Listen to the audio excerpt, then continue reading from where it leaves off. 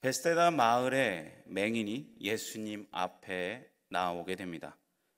그런데 오늘 본문에 나오는 맹인은 그 본문에 나오는 맹인과 마가복음 10장의 맹인 바디메오를 고치신 사건과는 너무나 다른 모습을 보여주십니다.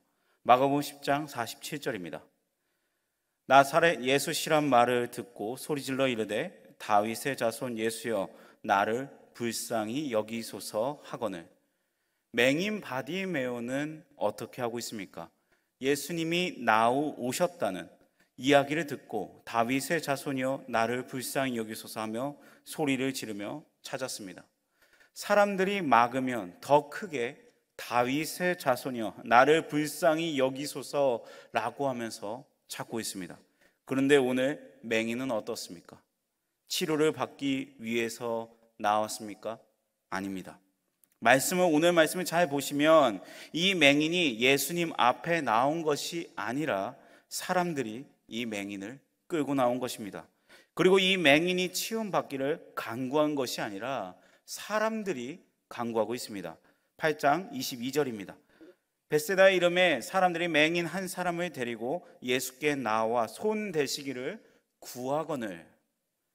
그렇다고 이 베세다 사람들이 예수님을 잘 섬기는 사람들이기 때문에 그런 것이냐, 지붕을 뚫고 침상에 내려와 치료를 받게 한 사건처럼 흔히 말하는 친구였는지 아니었는지는 모르지만 그 이웃의 믿음으로 치료받는 사건입니까?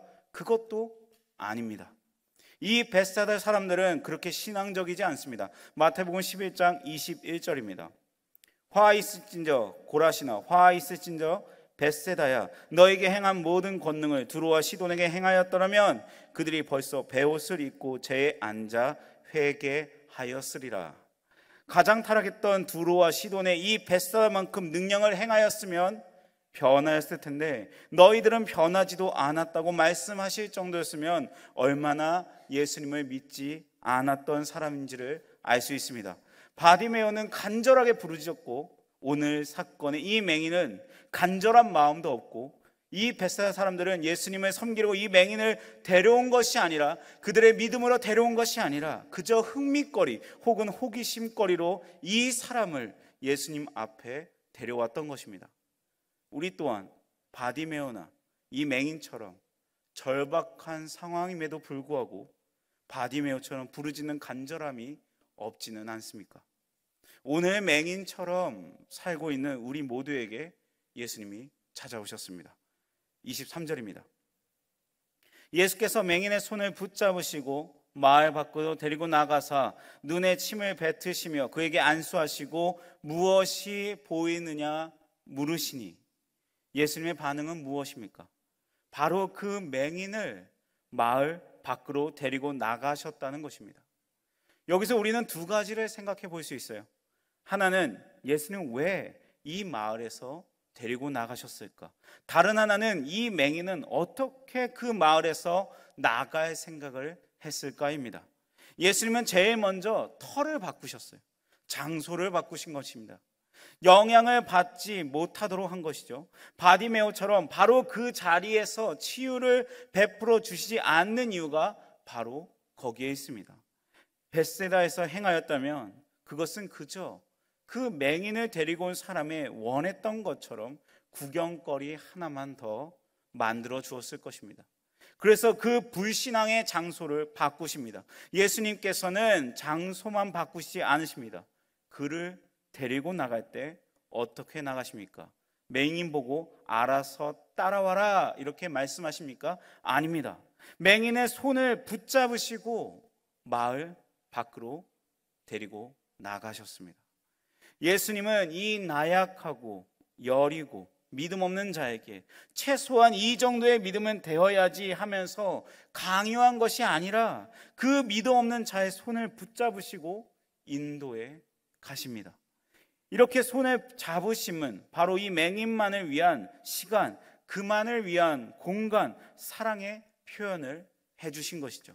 이렇게 손을 붙잡고 이끌어내시는 모습은 바로 구약의 예언을 통해서 알려주신 예수님의 모습이기도 합니다. 이사야 42장 16절입니다.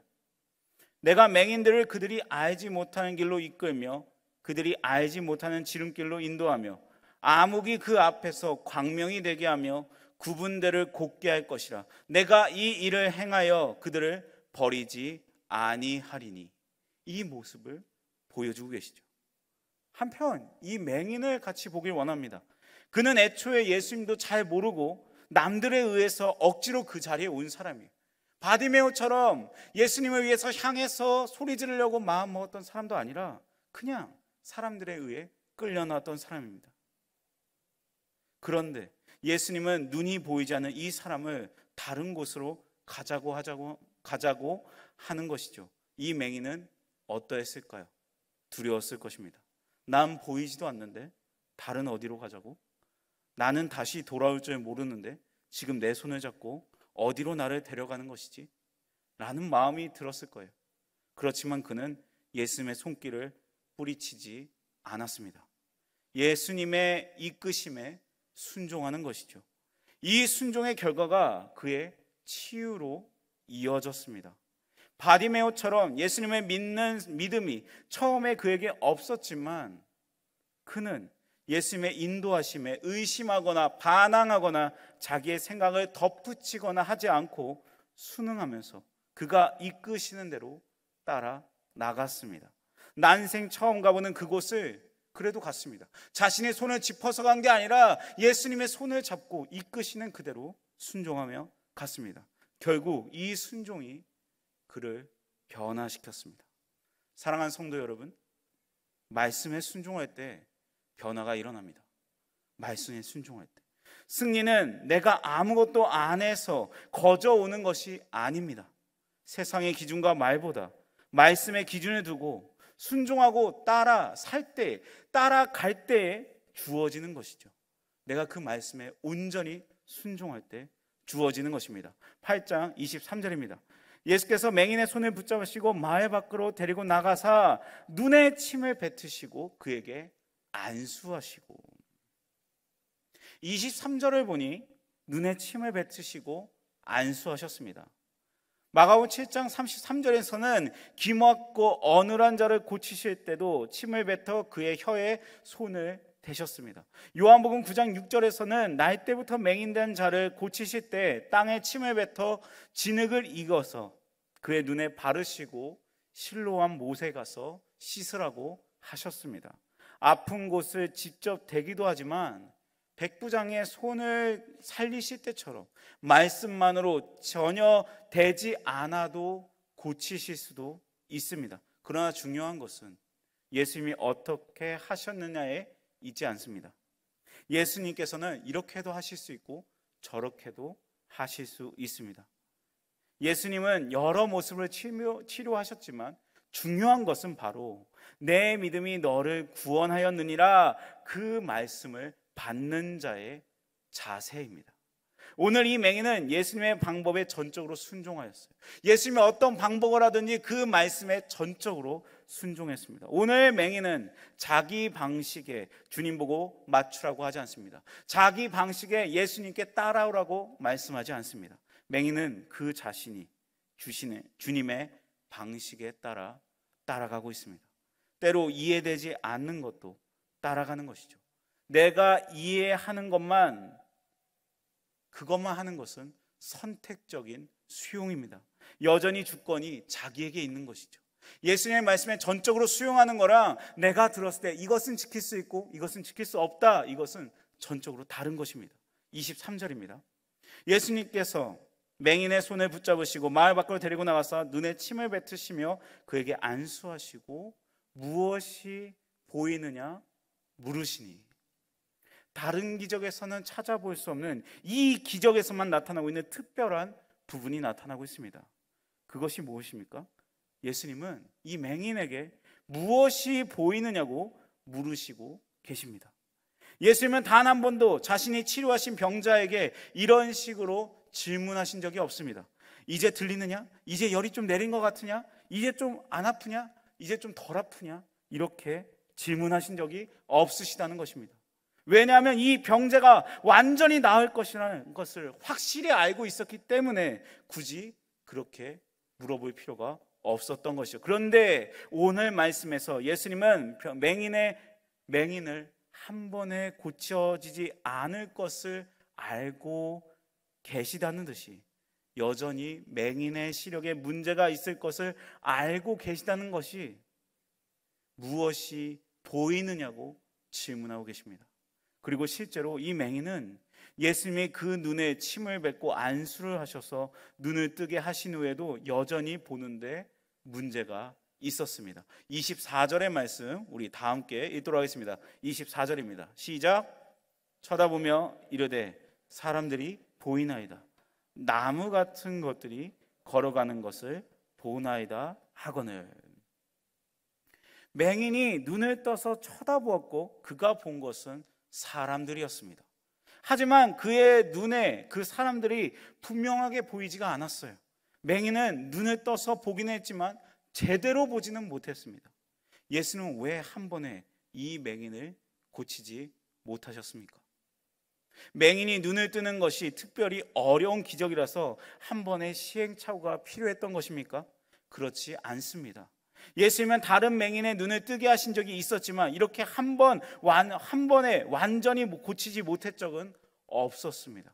그렇다면 예수님이 그날따라 컨디션이 안 좋으셨던 것입니까? 그럴 리가 없습니다. 맹인의 시력이 한 번에 회복되지 못한 것은 예수님의 능력이 부족해서 맹인을 한 번에 고치지 못한 것이 아니라 예수님께서 이 기적을 통해서 무엇인가를 보여주시기 위해서, 무엇인가를 말씀하기 위해서 의도적으로 맹인을 2단계에 걸쳐서 눈을 뜨게 하셨다는 것입니다. 그렇다면 이 기적의 의미, 이 기적을 통해서 말씀하기 원하셨던 예수님의 메시지는 무엇입니까? 이 기적의 앞의 말씀과 뒤의 말씀을 살펴보아야 하는 것이죠. 오늘 우리가 읽은 본문 바로 앞부분의 말씀은 무엇입니까? 앞부분에서 예수님은 제자들이 예수님의 기적을 경험하고 여전히 깨닫지 못하고 있는 모습을 꾸짖고 계십니다. 8장 18절의 말씀 우리 같이 읽도록 하겠습니다. 8장 18절입니다. 너희가 눈이 있어도 보지 못하고 귀가 있어도 듣지 못하느냐, 또 기억하지 못하느냐. 예수님께서 제자들 앞에서 많은 기적을 보여주셨습니다. 그들은 예수님의 기적 행하심을 분명히 눈으로 지켜보았습니다. 그런데 그들은 그러한 기적을 보고 나서도 예수님이 누구이신지를 제대로 알지 못하였고, 그래서 예수님이 하시는 말씀을 오해하였습니다. 그래서 많은 것을 보고도 깨닫지 못하는 제자들을 예수님께서 꾸짖고 계시는 것이죠. 예수님이 제자들을 이 일로 이렇게 꾸짖으신 일이 있고 난 바로 후에 나오는 기적이 바로 예수님이 이 맹인을 고치신 사건입니다. 맹인 역시 예수님께서 첫 번째로 그의 눈을 뜨게 하셨을 때 보기는 보아도 눈이 있어도 제대로 보지는 못했습니다. 맹인의 모습과 제자들의 모습이 닮아 있죠. 이 모든 것을 종합해 볼 때 우리는 예수님께서 2번에 걸쳐서 맹인의 눈을 뜨게 하신 기적을 행하신 목적을 알 수 있습니다. 예수님은 이 기적을 통해서 한 가지 메시지를 전하고 싶었어요. 이 메시지는 바로 제자들의 영적인 맹인된 상태입니다. 예수님은 바로 이 제자들의 상태를 지적하기 원하셨고 2번에 걸쳐 맹인을 고치신 예수님의 모습을 통해서 이것을 분명히 지적하고 계신 것이죠. 그들이 예수님과 함께 있고 예수님의 말씀을 듣고 있고 기적을 본 것만으로 부족했습니다. 예수님의 안수를 통해서 깨닫게 되고 그 깨달음이 그들의 삶을 통해서 나타났어야 했죠. 그러나 그들은 그렇지 못했습니다. 우리 또한 예수님이 나를 위해 십자가에 달려 죽으신 것을 고백하고 그 은혜를 아는 사람이라면 예수 그리스도의 증인된 삶, 하나님의 자녀된 삶을 살아가야 합니다. 그런 삶을 살아가지 못하고 그런 삶을 살아가는 것이 싫고 그런 삶을 살아가는 것이 무거운 짐처럼 느껴진다면 그것이 바로 보았지만 깨닫지 못하고 있는 것입니다. 우리에게도 예수님의 2번째 안수가 필요한 것이죠. 우리는 보고 끝나는 것이 아니라 제대로 보아야 하는 것입니다. 예수님은 다시 맹인의 눈에 안수하시고 맹인을 온전히 볼 수 있게 도와 주셨습니다. 25절 말씀 우리 같이 읽도록 하겠습니다. 25절입니다. 시작. 이에 그 눈이 다시 안수하심에 그가 주목하여 보더니 나아서 모든 것을 밝히 보는지라. 왜 그 눈에는 사람들이 그냥 걸어다니는 나무처럼 보였는지 이 말씀을 통해서 우리는 분명히 알 수 있습니다. 그 이유는 바로 맹인의 눈에 초점이 안 맞아 있었기 때문입니다. 수동 카메라를 보면 초점을 잘못 맞추고 사진을 찍으면 화면이 뭉개져 나오는 것처럼 맹인의 눈에는 초점이 안 맞아 있을 때는 사람들이 지나갈 때 나무처럼 보이던 것이죠. 우리가 렌즈에 초점을 맞추지 않으면 아무리 좋은 카메라를 갖고 오더라도 아무리 다른 노력을 하더라도 모든 게 뭉개져 보이듯이 초점이 맞지 않으면 그 다른 노력은 소용이 없는 것이죠. 주목하여 보았다. 즉 초점을 맞출 수 있게 되니까 그제서야 그가 제대로 볼 수 있게 되었다는 것입니다. 우리가 마땅히 집중해야 할 것, 우리가 초점을 맞춰야 할 것에, 우리가 주목해야 할 것에 초점을 맞추지 못하기 때문에 우리는 맹인이 되어 있는 것입니다. 그렇다면 우리가 주목하여 보지 않는 이유는 무엇입니까? 우리의 포커스가 맞춰져 있지 않은 이유가 무엇입니까? 그것은 우리의 포커스가 다른 곳에 맞춰져 있기 때문입니다. 우리가 세상과 나 자신에게 주목하고 집중할 때 우리는 그것에 함몰되게 되어 있습니다. 우리가 하나님이 보시는 것을 주목할 때 우리는 비로소 온전히 볼 수 있습니다. 그 초점, 우리의 초점은 어디에 있습니까? 하나님의 시선을 가지고 세상을 바라볼 수 있어야 합니다. 그렇다면 이런 시선의 변화는 언제 시작됩니까? 예수님께서 안수하실 때 가능합니다. 예수님의 사랑의 손길이 우리에게 다시금 와닿아 우리를 흔들어 깨울 때 가능합니다. 성령께서 우리 마음에, 우리 안에 내주하셔서 성령에 이끌려 살아갈 때 우리의 초점이 바른 초점이 되는 것이죠. 예수님은 지금 사랑의 손으로 우리를 안수하시면서 말씀하십니다. 눈을 뜨고 집중해서 보라. 네가 원하는 거, 네가 바라보고 싶은 거 보지 말고 네 초점을 제대로 보아라. 하나님의 시선을 가지고, 영적인 눈을 가지고 한 영혼을 제대로 볼 수 있는 우리가 되게 소망합니다. 우리가 원하는 것을 보고자 하는 것이 아니라 하나님께서 주신 그 시선으로 모든 것을 바라보기 원합니다. 우리 자신과 우리 자신의 문제에만 집중하고 그래서 거기에 함몰되어 있는 것이 아니라 하나님의 시선을 가지고 세상을 향해 나아갈 수 있기를 소망합니다. 눈을 뜨고도 보고 있으면서도 못 보는 맹인이 되지 않고 밝히 볼 수 있는 우리가 되길 소망합니다. 오늘 CAB 수료식이 있는데 우리가 말씀을 배우고 말씀의 자리에 사모하는 이유가 무엇입니까? 제대로 보기 위해서입니다. 그 초점을 하나님께 맞추기 위해서입니다. 우리가 알지 못하면서 단순히 기도하는 것, 우리가 무엇을 가지고 기도합니까? 말씀을 제대로 보아야 되는 것이죠. 제대로 보게 되는 저와 여러분이 되길 간절히 소망합니다. 기도합니다.